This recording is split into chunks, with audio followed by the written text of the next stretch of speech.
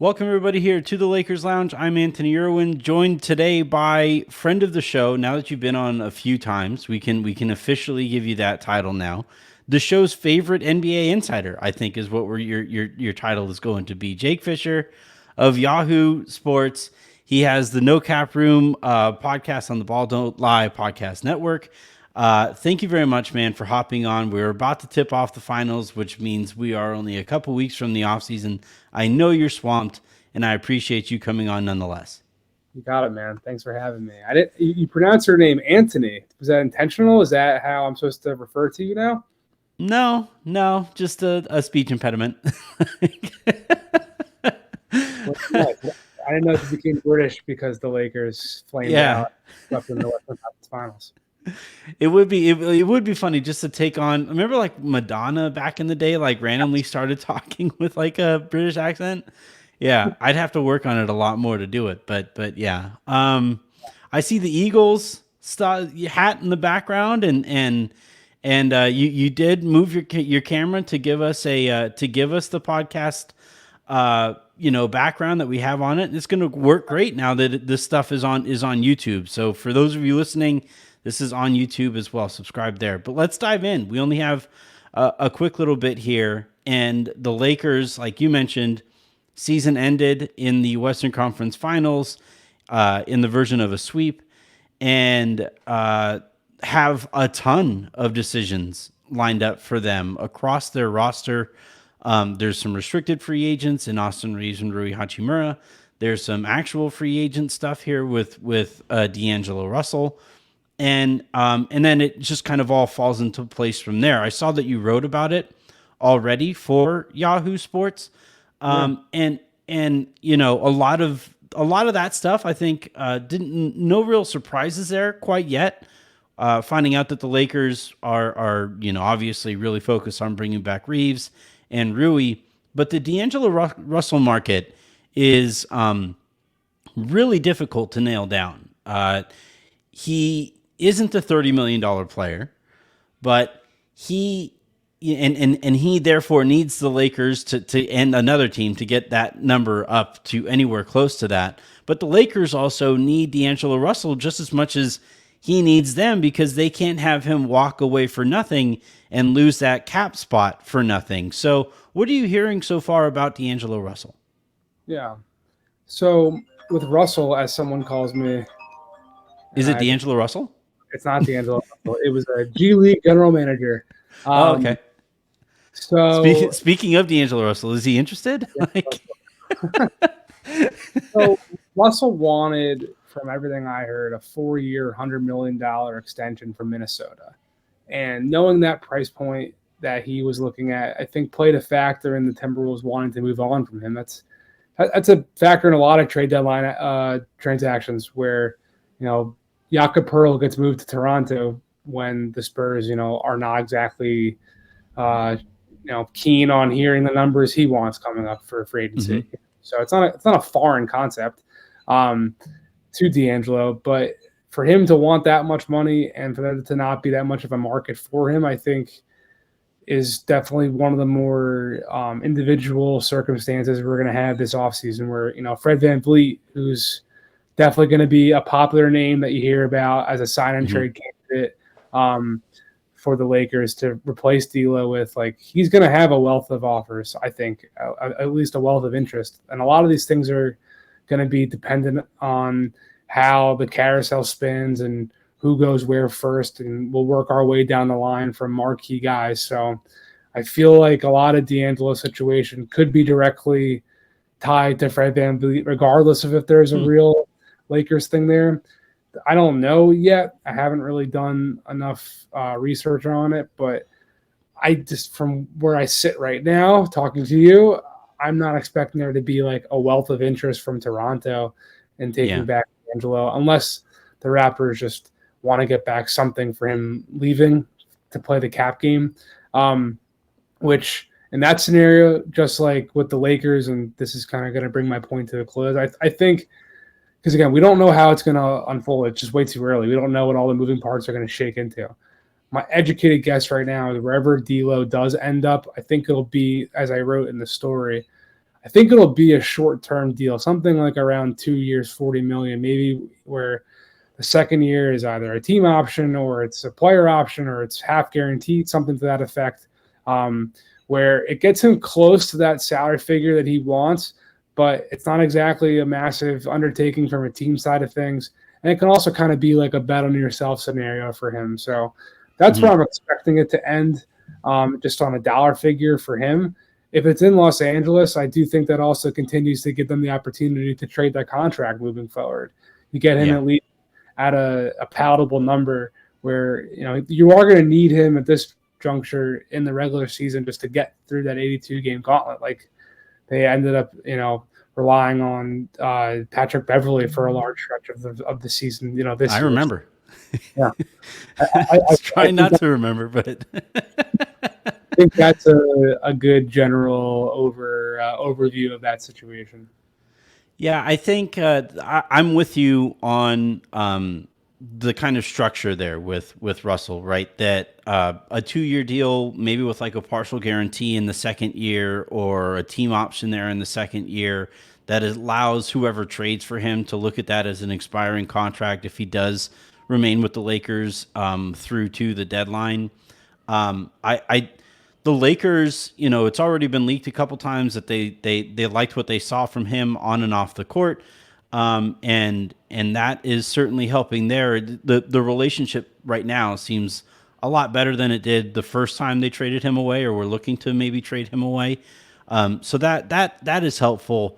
But yeah, you're absolutely right in pointing out there's just not much interest for a late 20-year-old point guard who is making the kind of money that he was making before, isn't really going to improve from from this point forward, and isn't exactly good enough to be like a cornerstone acquisition in the offseason. So it is kind of a uniquely tough spot for him to be in here. And that's usually where you see these guys, bet on themselves. It's in this kind of spot where they'll say like, all right, screw it, let's go and let's prove that I'm worthy of a greater market, maybe a year or 2 years from now.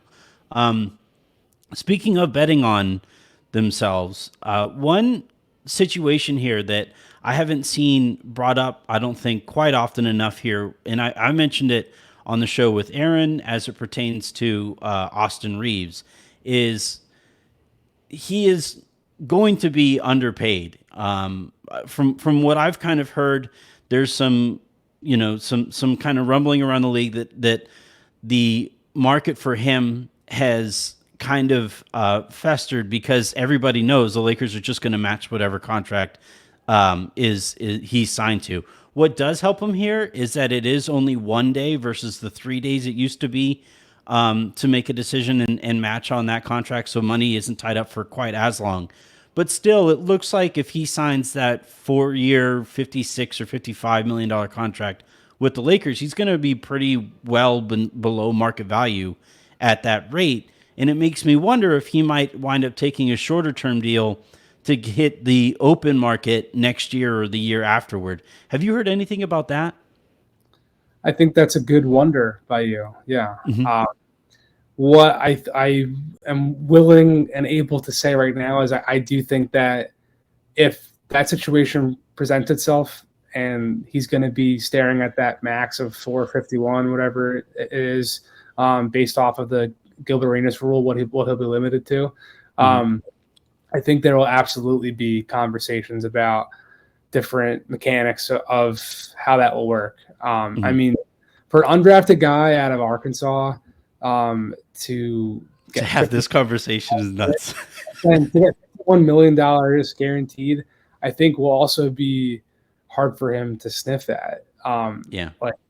But these are decisions that don't just come down to one guy at the end of the day. There's like full marketing teams and cap guys and analytics guys on each side, like on the agency side of things, and different advisors giving different inputs, and there'll be different projections on how the cap will jump, and everyone's trying to time things with the new TV deal coming out upcoming in 2025. So does it make more sense to time things so you get back into free agency in 2 years as opposed to in 4 or 3? Or will it be like, will it be more lucrative to get it back out in 26 as opposed to 25? Like all that type of stuff. I think that will be a conversation that pretty much every player who's like 27 or younger, who like knows they have at least one more contract upcoming, especially guys who are looking for that first big payday. Some like Max Strus and Gabe Vincent in Miami too. I think they're going to have to really think about, I was undrafted. Do I take this opportunity now as a free agent coming off a run to the finals where I bake myself, a good 4-year deal that gets myself and my family long-term security, or do I, further gamble on my opportunities to, increase my earning potential moving forward? Someone like Dante DiVincenzo, who, was pretty much guaranteed a deal in like the 4-year, $60 million range before he got hurt in Milwaukee. They go on a finals run. He ends up, petering out and getting traded. Sacramento doesn't even give him the qualifying offer. He signed at the mid-level this year. Like Dante plays really well.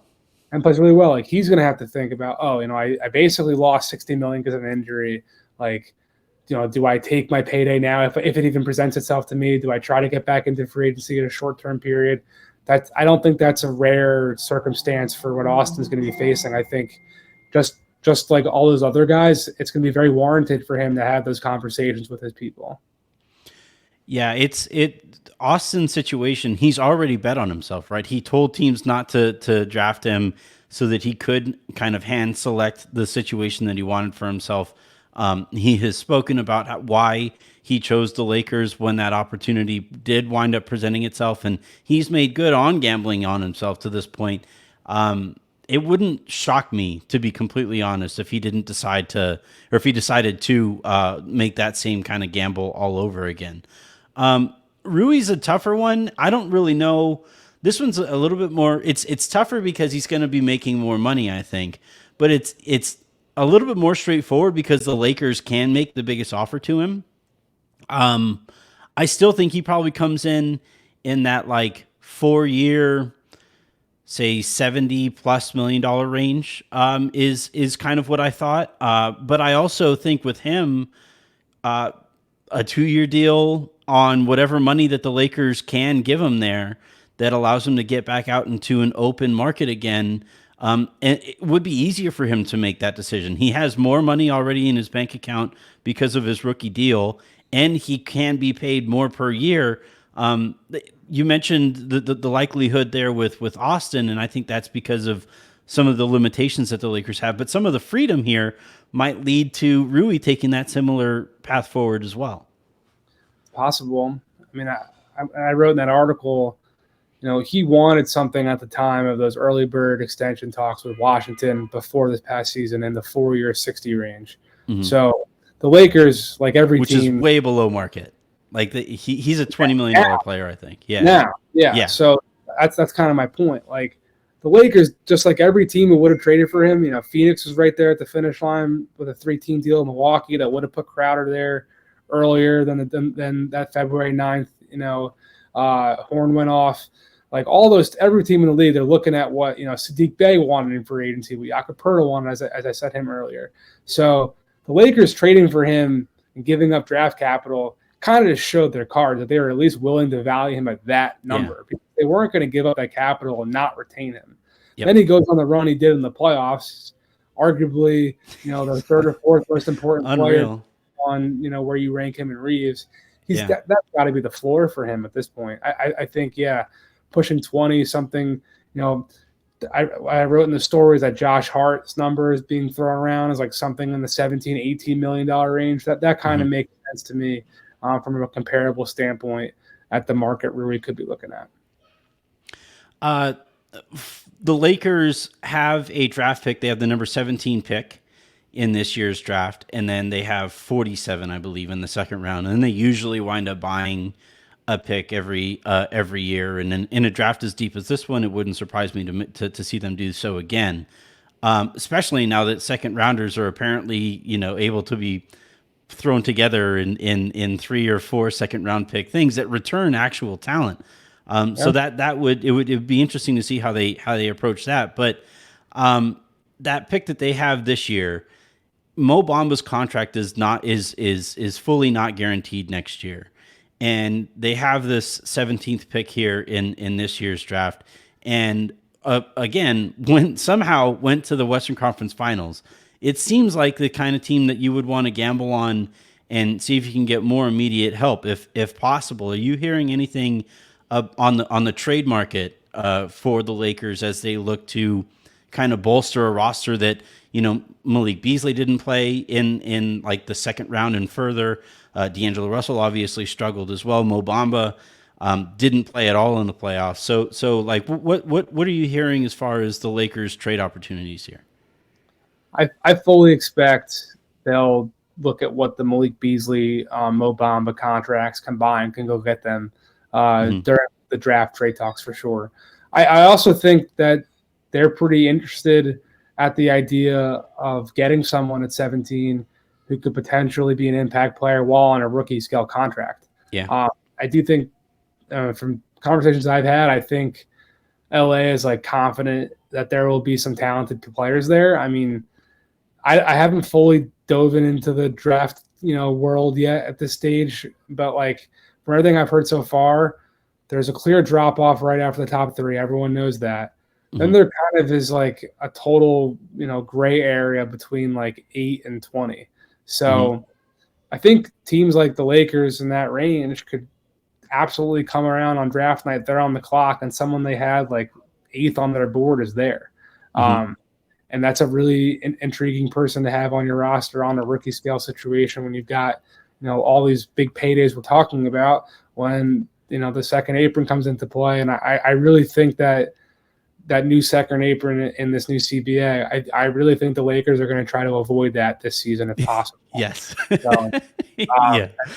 That's basically been communicated to me as like a marching order.